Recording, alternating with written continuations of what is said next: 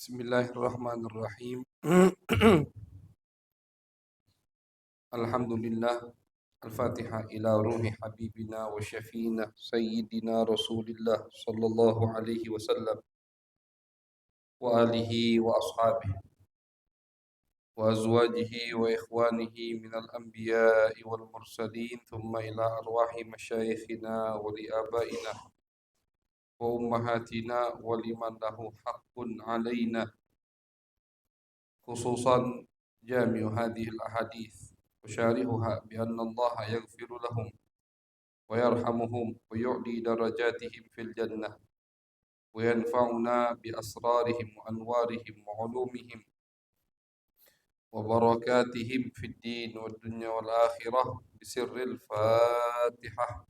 أعوذ بالله من الشيطان الرجيم. بسم الله الرحمن الرحيم. الحمد لله رب العالمين الرحمن الرحيم مالك يوم الدين إياك نعبد وإياك نستعين اهدنا الصراط المستقيم صراط الذين أنعمت عليهم غير المغضوب عليهم ولا الضالين آمين. بسم الله الرحمن الرحيم. وبسند المتصل إلى الإمام ابن أبي جمرة رحمه الله تعالى ونفعنا به وبعلومه وبعلوم مشايخنا وبعلوم سائر الصالحين في الدارين آمين إلى أن قال عن السيدة عائشة رضي الله تعالى عنها عن النبي صلى الله عليه وسلم قال إذا وضع العشاء وأقيمت الصلاة فابدأوا بالعشاء. إذا وضع العشاء وأقيمت الصلاة فابدأوا بالعشاء. Alhamdulillah, puji syukur kehadirat Allah Subhanahu wa taala. Salawat dan salam terhaturkan kepada baginda Nabi besar Muhammad sallallahu alaihi wasallam. Masyarul hadirin, menyambung kajian daripada pembacaan hadis-hadis yang dikumpulkan oleh Al-Imam Ibnu Abi Jamrah atau dipilih oleh Al-Imam Ibnu Abi Jamrah dari kitab Sahih Al-Bukhari. Kita berada di hadis nomor 41, yaitu hadis yang diriwayatkan oleh Siti Aisyah radhiyallahu taala anha.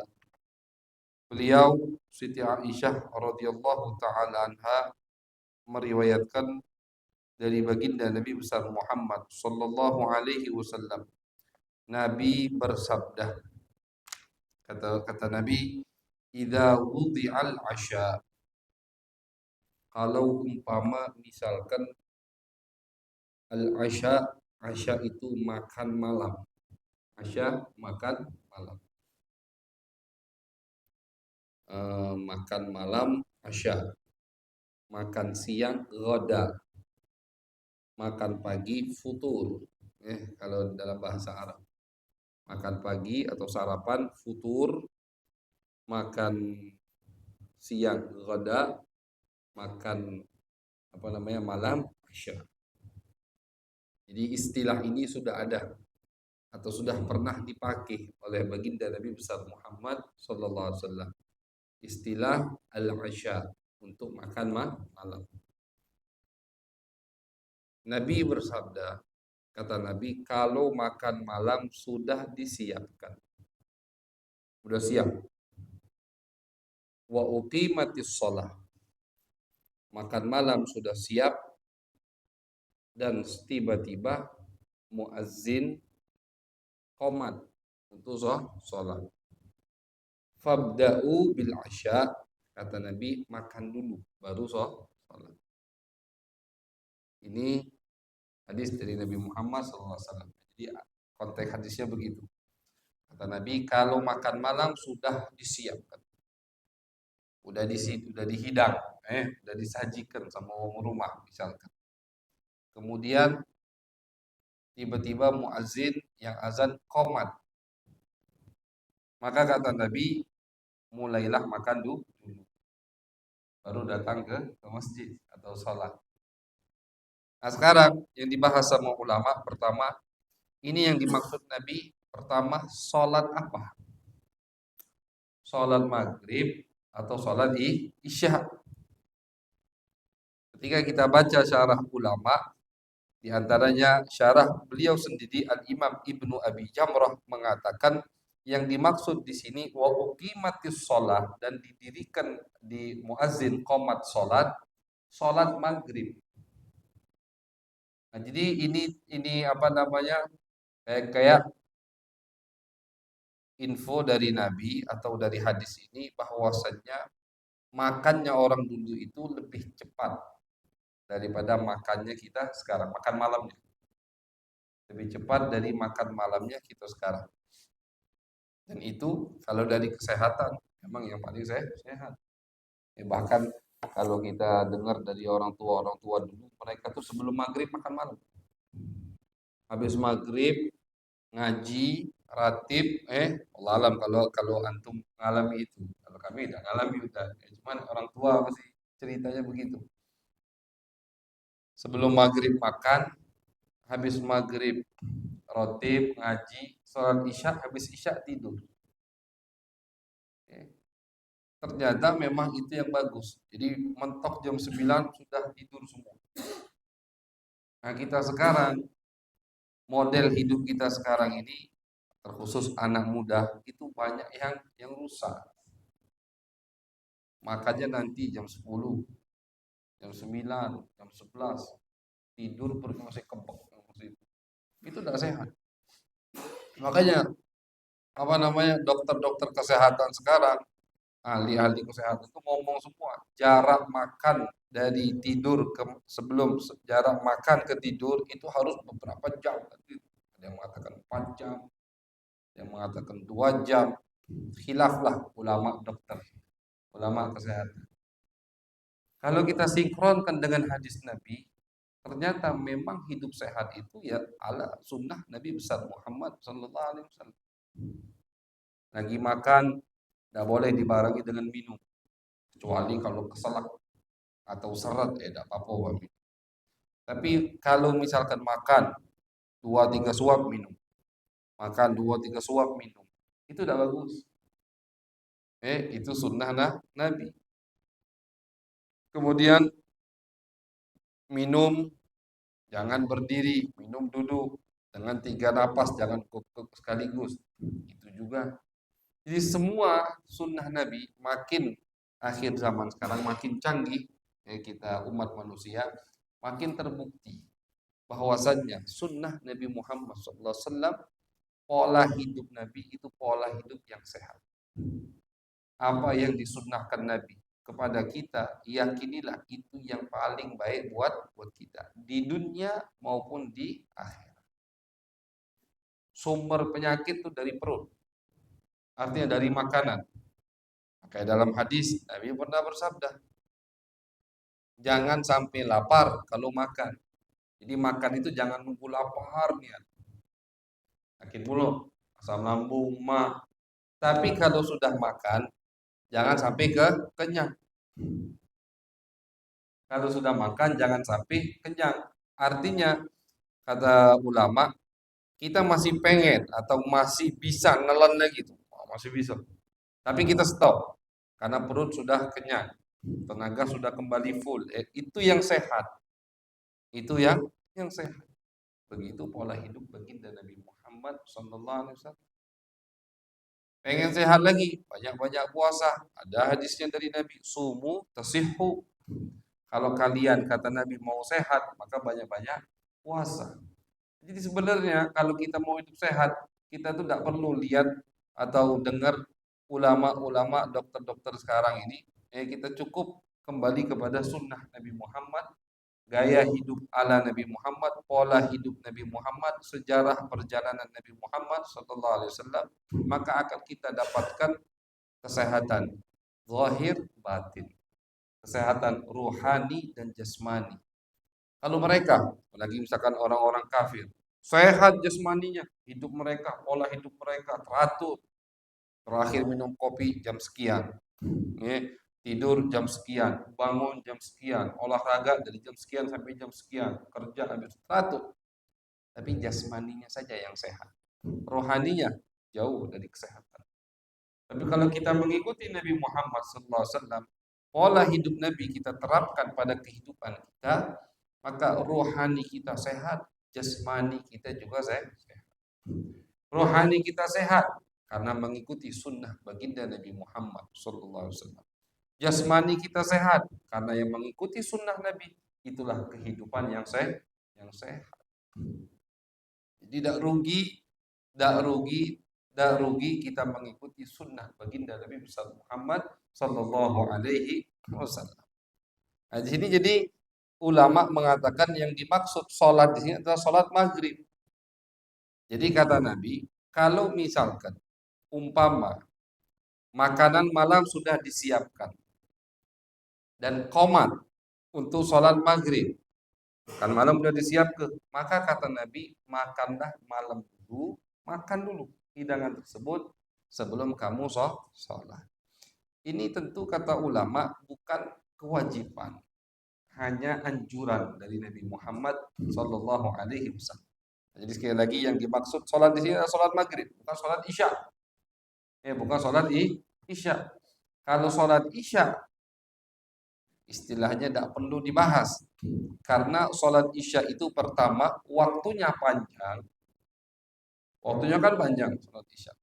Kemudian, Nabi memang lebih sering mentakhir waktu isya sampai lewat sampai lewat sepertiga malam. Lewat sepertiga malam. Jadi misalkan umpama malam itu, malam menurut dalam istilah kitab, malam itu dari terbenam matahari sampai masuknya waktu subuh, ya, itu malam. Jadi maghrib sampai subuh itu waktu malam. Kalau misalkan umpama dari maghrib ke subuh itu kurang lebih 12 jam misalkan, berarti jam 10 malam itu Nabi baru sholat isya. Itu yang dirutinkan sama Nabi Muhammad. Makanya ulama mengatakan waktu sholat isya yang paling afdol memang di waktu tersebut. Dan Nabi dalam hadis, pernah kami baca kemarin dalam kitab Sahih Imam Muslim, Nabi besar Muhammad SAW bersabda, kalau aku tidak kasihan kepada umatku, maka aku akan wajibkan atau aku akan sangat sunnahkan sholat isya di waktu tersebut. Sudah lewat sepertiga malam, jadi tinggal 2/3 lagi. Kalau malam 12 jam berarti sudah lewat 4 jam. Jam 10 malam. Nah, jadi ini termasuk apa? Termasuk hal-hal yang diinginkan sama Nabi, yang disukai sama Nabi, cuman tidak diwajibkan kepada kita karena Nabi sayang sama kita. Ya seperti siwak. Kalau aku tidak takut umatku terbebani, kata Nabi, aku akan wajibkan siwak di setiap sholat. Aku akan wajibkan siwak di setiap wudhu. Kalau aku tidak takut umatku terbebani, aku akan wajibkan wudhu di setiap sholat. Jadi tidak ada sholat maghrib, sholat isya dengan wudhu maghrib. Ini hadis diriwayatkan oleh Imam Tirmizi dalam kitab Jami' beliau. Jadi kata Nabi, kalau aku tidak takut umatku terbebani, setiap satu wudhu hanya untuk satu sholat.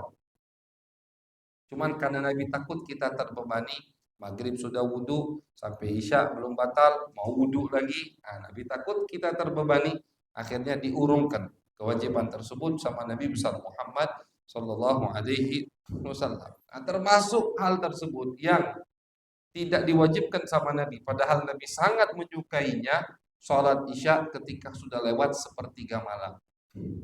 Nah, sebagian ulama mengatakan tetap itu waktu yang afdol untuk sholat isya. Udah lewat sepertiga malam. Karena hadis tadi, ya, hadis kata Nabi, kalau misalkan aku tidak takut umatku terbebani, akan aku wajibkan sholat isya sudah lewat sepertiga malam. Nah, jadi sebagian ulama mengatakan waktu afdol, yang paling afdol untuk sholat isya ya di waktu tersebut. Yang umpama tadi jam 10 malam. Tapi sebagian ulama lagi mengatakan tidak, waktu sholat isya yang afdol ya setelah masuk azan isya. Karena itu yang lebih sering dilakukan sama Nabi besar Muhammad Sallallahu Alaihi Wasallam. Walaupun Nabi suka waktu jam 10 tadi, cuman tidak sering dilakukan sama Nabi dan beliau menyebutkan sayang sama kita, jadi tidak diwajibkan sama Nabi. Nah, jadi yang dimaksud dengan sholat di sini bukan sholat isya.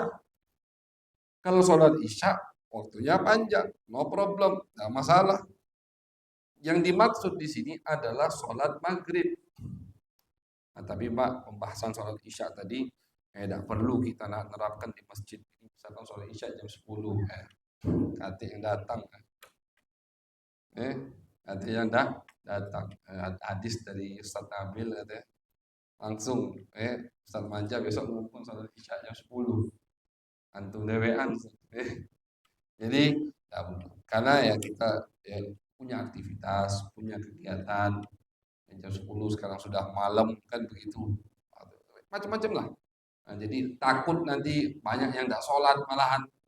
Akhirnya gara-gara waktu sholat isyanya dimundurkan jam 10 baru qomat di masjid. Akhirnya orang nunggu-nunggu ketiduran, banyak yang tidak sholat. Akhirnya tidak sholat tidak. Kita mengikuti tadi pendapat ulama yang mengatakan tetap yang afdol di awal waktu. Cuman harus kita mengerti maksud dari awal waktu. Apa maksud sholat di awal waktu? Maksud sholat di awal waktu itu tidak mesti ketika masuk waktu sholat langsung azan, habis azan qomat, langsung takbir. Tidak mesti. Maksud sholat di awal waktu, yang dimaksud sholat di awal waktu, ketika masuk waktu sholat tersebut, sampai kita sholat, kita tidak dalam keadaan yang lalai dari Allah. Ini misalkan umpama masuk waktu sholat isya jam 7 lewat 10. Kita lanjutkan majelisnya misalkan. Kita majelis mulai selesainya jam 7.30 atau jam 8 atau ada acara maulid misalkan yasinan sampai jam setengah 9 misalkan umpama. Sampai jam setengah 9 kita baru sholat isya. Apakah sholat isya kita ini dihitung di awal waktu? Terhitung di awal waktu. Karena dari masuknya waktu sholat sampai kita takbir sholat isya, kita tidak dalam keadaan lalai. Kita lagi ngaji Al-Quran, lagi zikir kepada Allah, lagi mendengarkan hadis baginda Nabi Muhammad, lagi nuntut ilmu warisan Nabi Muhammad. Ini kan bukan hal yang melalaikan. Nah, jadi walaupun sholat kita, isya kita tadi, setelah azan isya 2 jam, baru kita sholat isya, tetap itu terhitung sholat di awal waktu. Jadi bukan masuk waktu langsung beduk, langsung azan, langsung qomat, harus langsung takbir. Tidak. Bukan seperti itu pengertian sholat di awal waktu. Yang penting dari masuk waktu sholat sampai kita takbir, kita tidak dalam keadaan lalai dari Allah Subhanahu wa Ta'ala, maka itu sudah termasuk sholat di awal waktu. Nah, itu perlu kita mengerti, karena banyak orang yang tidak ngerti, dikira sholat awal waktu langsung tadi, langsung azan, langsung qomat, langsung takbir. Bukan seperti itu. Nah, jadi kembali ke hadis yang kita baca tadi, bahwasannya sholat yang dimaksud dengan sholat di sini adalah sholat maghrib, menunjukkan bahwasannya dulu di zaman Nabi mereka itu asyanya atau makan malamnya itu lebih cepat dari makan malam kita sekarang. Nabi besar Muhammad SAW mengatakan, umpama makanan malam sudah disiapkan, sudah dihidangkan, tiba-tiba kalian mendengar iqamah, muazin qomat, maka makan dulu baru sholat. Sekali lagi ini bukan perintah wajib, melainkan arahan dari baginda Nabi besar Muhammad sallallahu alaihi wasallam. Kenapa Nabi memerintahkan kita untuk makan dulu? Ini termasuk cara Nabi atau Nabi memberitahu kita tips bagaimana caranya biar sholat kita ini lebih khusyuk. Makanya perhatikan hadis Nabi ini sangat jelas sekali. Kalau makanan malam, makan malam sudah dihidangkan. Udah siap Pak. Tinggal kita bismillah, Allahumma, doa, makan, makan. Nah, tinggal itu be. Tiba-tiba komat. Kata Nabi, jangan sholat dulu. Makan, makanlah dulu itu. Makanya ini hadis kalau umpama makanan malam sudah disiapkan, udah tinggal dimakan. Nabi ngajari kita agar sholat kita lebih khusyuk. Karena Pak, bayangkan kita lihat, lauk sudah siap, anget-anget. Kuahnya misalkan musim hujan ini pula lagi. Kuahnya kuah lodeh, ikannya misalkan lagi ibu habis masak, masak enak pula hari itu misalkan lagi. Moodnya lagi bagus, masaknya enak. Kita udah lapar nih, mau makan. Komat, cobalah sholat. Kalau udah lupa berapa rakaat, nggak mau mikirin makan terus. Nah, Nabi ngajari kita bagaimana caranya biar kita khusyuk. Caranya kata Nabi biar khusyuk, jangan sholat dulu, makanlah dulu. Selesaikan hajatmu dari makanan tersebut. Selesai makan baru sholat. Nah, tapi ulama mengatakan juga makannya itu jangan sampai berlarut-larut. Nambah belum ngocehnya, ngobrolnya, makannya, belum ngeratai lauknya, hampir 1 jam. Nah, bukan itu juga yang dimaksud oleh Nabi Muhammad SAW. Nah, jadi jangan sampai makannya juga mengambil banyak waktu maghrib. Karena waktu maghrib singkat sekali, tidak panjang. Jadi Nabi itu ingin kita tuh paling tidak istilahnya itu sudah tidak penasaran lagi dengan makanan tersebut. Makan kata Nabi, makan, selesai makan, perut udah kenyang, udah cukup, udah ada penasaran lagi dengan makanan tadi. Nah, karena kalau belum kita makan itu pasti sama setan dibayang-bayangkan terus. Ya, sama setan pasti ini umpan buat setan dipakai buat mengumpan kita agar tidak khusyuk dalam ibadah sholat. Kayak kata Nabi dan Nabi, masyaallah hadirin, itu sangat sayang dengan kita. Makanya Nabi tidak mau kita sholat dalam keadaan lapar. Dan memang dimakruhkan. Dalam kitab fikih itu disebutkan makruh kita sholat dalam keadaan sangat lapar. Bukan lagi puasa maksudnya Pak. Selain lagi puasa, makruh. Tidak dianjurkan kita sholat ketika kebelet, pengen ke toilet. Tidak dianjurkan nahan, tanggung, wudhu aku, sholat dulu be. Nah, batalkan, selesaikan hajatmu, baru sholat. Ini semua ajaran dari Nabi, tips dari Nabi Muhammad agar kita bisa khusyuk dalam ibadah sholat kita. Perut lapar, hidangan makanan sudah dihidangkan, sudah siap, itu pasti tidak konsen sholatnya. Makanya kata Nabi, makanlah dulu. Tapi makannya tadi ala Nabi Muhammad. Bukan makan tadi sampai terduduk, akhirnya tidak bisa tegak lagi.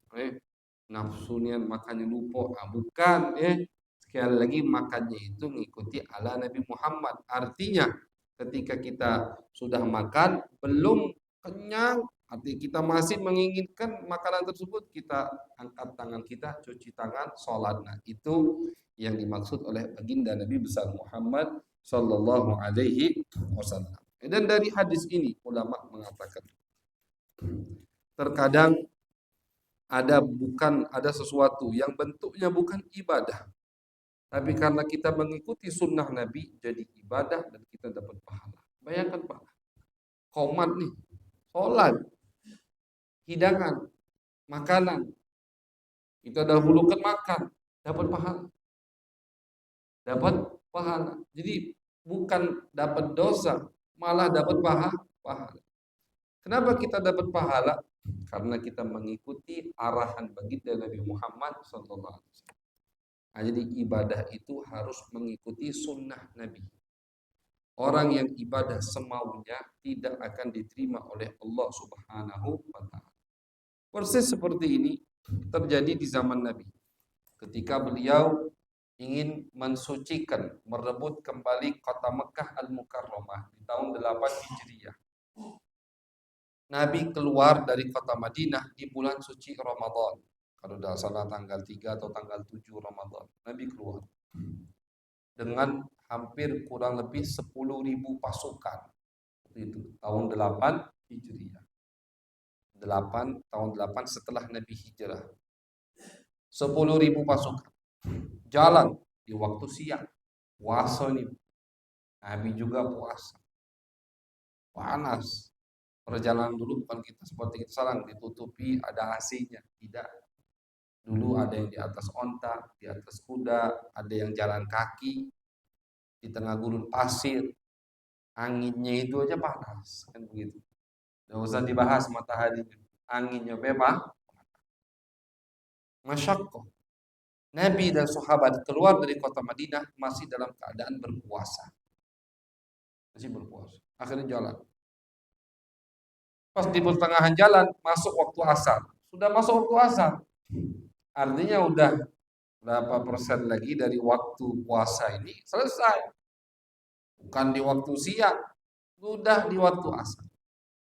Ada kabar sampai ke Nabi, ya Rasulullah, beberapa sahabat pingsan, tidak sanggup. Pingsan, dehidrasi istilahnya. Kurangan cairan, panas, musim panas, di atas gurun pasir, anginnya panas, puasa, kekurangan air, pingsan akhirnya. Beberapa sahabat. Kata Nabi, sudah, kita batal. Batal, kata Nabi Muhammad SAW. Asar ini. Dan sampai di situ, Nabi di atas ontanya karena sahabat sebagian jadi mengira itu hanya rukhsah, keringanan dari Nabi. Sebagian sahabat yang merasa sanggup masih belum batal. Akhirnya Nabi takkidkan, Nabi kuatkan ini bukan hanya keringanan, ini perintah. Di atas onta Nabi minum. Nabi minum di atas onta, Nabi minum. Dilihat sama sahabat. Akhirnya sahabat semuanya batal karena melihat Nabi jalan Nabi. Akhirnya sampai lagi kabar ke Nabi, ya Rasulullah masih ada yang puasa. Masih ada yang puasa. Kata Nabi, ulaikal usah. Mereka orang yang sedang bermaksiat. Mereka ahli maksiat. Puasa. Tapi kata Nabi ahli maksiat. Bukan puasa sunnah ini atau puasa Arafah, puasa bulan Dzulhijjah, bukan. Puasa Ramadan. Kalau capeknya mereka istilahnya itu double capeknya, masyaqqahnya. Semestinya mereka dapat pahala berlipat-lipat. Tapi karena ibadah mereka tidak mengikuti sunnah Nabi, tidak diterima semua. Kata Nabi, mereka itu ahli maksiat. Sedang bermaksiat kepada Allah. Bukan lagi ibadah, tapi lagi maksiat. Kenapa? Karena tidak mengikuti arahan perintah baginda Nabi besar Muhammad sallallahu alaihi wasallam. Jadi dalam ibadah itu tidak bisa kita ini misalkan bahasa Palembang itu macam-macam. Semaunya sendiri. Kalau bahasa Jawa sakarepnya dewi. Itu bahasa Jawanya. Ya semaunya tidak bisa. Dalam ibadah mendekatkan diri kepada Allah kita harus ikuti aturan Nabi. Kata Nabi makan, enak kan? Makan kenyang dapat pahala. Jasad kita fit, kembali stabil, sehat, segar, bugar, dapat pahala dari Allah. Makan tapi dapat pahala. Sahabat yang batal sama Nabi itu ahli ibadah. Padahal mereka batal. Sahabat yang nahankan puasa, masyaqqah, bebannya, rasa hausnya makin double. Seharusnya dapat pahala berlipat-lipat karena tidak mengikuti arahan Nabi. Tidak dapat dosa malah. Buat apa Pak kita ibadah capek-capek tapi dapat dosa dari Allah? Buat apa kita ibadah capek-capek tapi malah jauh dari Allah? Buat apa? Tujuan ibadah apa? Tujuan ibadah kan agar kita dekat dengan Allah. Tujuan sholat, puasa, semua agar dekat dengan Allah. Bagaimana agar dekat dengan Allah? Kuncinya cuma satu, mengikuti sunnah arahan baginda Nabi besar Muhammad sallallahu alaihi wasallam. Salah satunya contohnya di sini. Jadi kata ulama ini contoh bahwasanya ketika kita mengikuti sunnah Nabi, walaupun bentuknya syahwat, makan itu kan syahwat perut, bentuknya syahwat, tapi karena ini arahan dari Nabi Muhammad, Salat pun tidak didahulukan daripada arahan baginda Nabi Muhammad sallallahu alaihi wasallam. Nah, jadi kata Nabi, makan dulu baru salat. Nah, ini dalil kata ulama bahwasannya ketika kita mengikuti sunnah baginda Nabi Muhammad sallallahu alaihi wasallam, kita akan mendapatkan kedudukan yang tinggi di sisi Allah. Dan ini juga dalil kata Al-Imam Ibnu Abi Jamrah untuk mereka para sufiyah, yaitu ketika mau beribadah, namanya kita kan manusia. Oke, kenapa kita diperintahkan untuk menikah? Diperintahkan untuk mencari nafkah yang halal. Ya karena manusia. Nah, manusia itu diciptakan sama Allah memang memiliki syahwat. Nah, syahwat ini kalau dilampiaskan pada tempatnya dapat pahala. Makan itu, minum, kalau kita niatkan untuk ibadah dapat pahala. Makan ini, ya, kita niatkan biar ibadah kita semangat, biar cari nafkah halalnya semangat, biar kerjanya semangat, khidmat untuk sesama semangat. Makan, makan nasi uduk pagi-pagi sama ngopi itu, dapat pahala karena niat tadi. Makanya kita ini manusia, bukan malaikat. Kita manusia. Ada syahwat. Ada syahwat perut, perlu makan. Ada syahwat farj, kemaluan, perlu untuk menikah. Makanya diriwayatkan bahwasannya makin tinggi kedudukan seseorang, itu perhatikan, para aulia wali-wali dari zaman sahabat, Nabi itu sudah diomongi, sahabat, istrinya itu lebih dari satu. Karena makin bergejolak syahwat mereka, agar mereka makin fokus beribadah, mereka punya istri lebih dari satu. Itu termasuk kenapa para ulama itu istrinya lebih dari satu. Kalau ibu-ibu dengar, Ustaz alasan itu. Ini ulama dulu Bu, bukan ulama sekarang. Baca nih kata ibu-ibu Ustaz alasan itu. Bukan untuk bapak-bapak di sini itu bukan. Ini cuma cerita, cuman cerita wong dulu. Jadi kenapa mereka tuh banyak istrinya? Karena ada manusia begitu. Ya, kalau dilampiaskan ke tempat yang halal, dapat pahala. Makanya ketika sahabat datang ke Nabi, kata sahabat, ya Rasulullah, kami ini kekurangan pahala, pengen banyak beramal. Kata Nabi, ketika kalian berhubungan dengan istri kalian, itu pahala. Kata sahabat, ya Rasulullah, masa berhubungan intim itu dapat pahala? Lemak nih. Kata Nabi, bukankah ketika kamu lampiaskan syahwat tersebut ke tempat yang haram jadinya dosa? Iya ya Rasulullah, kalau begitu kebalikannya. Kalau kamu lampiaskan ke tempat yang halal, yang sudah disusun atau sudah difitrah Allah Subhanahu wa taala, maka kamu dapat pahala, kata. Itu ya, makanya harus di tempatnya. Ya, sekarang lihat, alhamdulillah di akhir zaman ini makin seru. Ada bapak-bapak ini lagi rame nih di berita, bapak-bapak sudah pensiun, naudzubillah, melecehkan anak-anak kecil di bawah umur, 12 anak korban. Di akhir zaman ini Pak, pelampiasan syahwat itu bukan pada fitrahnya lagi. Hati-hati makanya. Hati-hati dengan diri kita, hati-hati dengan putri-putri kita, cucu kita. Hati-hati. Jangan sembarangan kita didik mereka, jangan sembarangan kita lepaskan pergaulan mereka. Hati-hati. Karena kalau udah jadi bubur, nasi udah jadi bubur, kita mau ngomong apa? Nauzubillah minta. Sudah pensiun, artinya pensiun berarti 60 umur. 60 lebih. Bayangkan, melampiaskan syahwatnya pada anak di bawah umur, bukan satu korbannya. Ini terjadi, hari ini lagi panas di beritanya. 12 anak korban. Ini terbukti apa yang diinginkan sama setan. Dalam Al-Quran Allah berfirman, ketika iblis mau diusir sama Allah, dia nyebutkan kan planningnya, apa yang akan dia lakukan. Kata iblis, wala udillannahum wala umanniyan, di surat An-Nisa, fala yughayyirunna khalqallah.